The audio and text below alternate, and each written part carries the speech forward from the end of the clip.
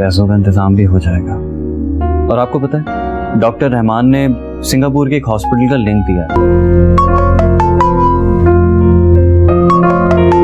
निकले आप यहाँ से अभी अभी, फौरन दफा हो जाए इससे पहले। सीरियल एहसान फरामोश अब काफ़ी इंटरेस्टिंग बन चुका है। आने वाले एपिसोड में आपको ये भी दिखाया जाएगा कि अब कबीर बहुत ही ज़्यादा गुस्से में होता है। वो कभी सोच भी नहीं सकता था कि उसके भाई को इस तरह दिल का दौरा पड़ेगा, इसीलिए वो बहुत ही ज़्यादा परेशान होता है और अली भाभी के पास जाकर कहता है कि आखिर ऐसा क्या हुआ कि भाई इतना स्ट्रेस ले गए और उन्हें इस हालत में जाना पड़ा। जिस पर आलिया उसे सब कुछ बता देती है कि ये तुम्हारी बेगम की वजह से हो रहा है।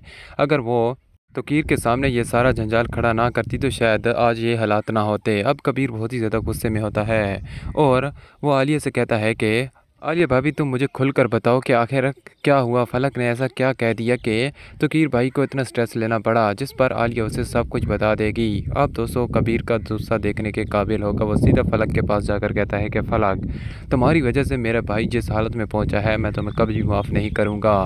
अगर उसे कुछ भी हो गया तो मैं तुम्हें इस घर से धक्के देकर निकालूंगा और साथ साथ तुम्हें तलाक का कागज़ भी पकड़ा दूंगा। फलक जैसे ही कबीर का ये लहजा देखती है, इस तरह का गुस्सा देखती है, तो वो बहुत ही ज़्यादा डर जाती है और परेशान हो जाती है और कबीर से कहती है कि तुम सारा फसाद की जड़ मुझे ही ठहरा रहे हो, जैसा कि वो आपकी आलिया भाभी दूध की धुली हुई हो। पहले आप सबको पता ही है कि आपकी आलिया भाभी किस तरह की है। उसका शौहर उसकी अपनी ही वजह से इस हालत में पहुंचा है और उसने अब कई बार सारा कसूर फिर मुझसे पर डाल दिया।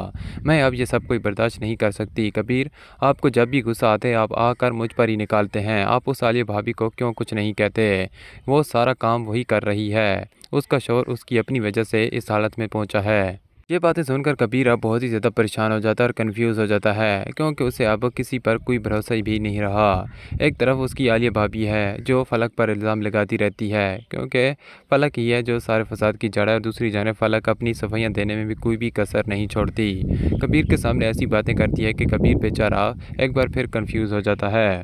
दोस्तों अब ये सारा कुछ आप आने वाली एपिसोड में देखने जा रहे हैं। वीडियो को लाइक और चैनल को सब्सक्राइब करना बिल्कुल ना भूलना। Thanks for watching. खुदा हाफिज़।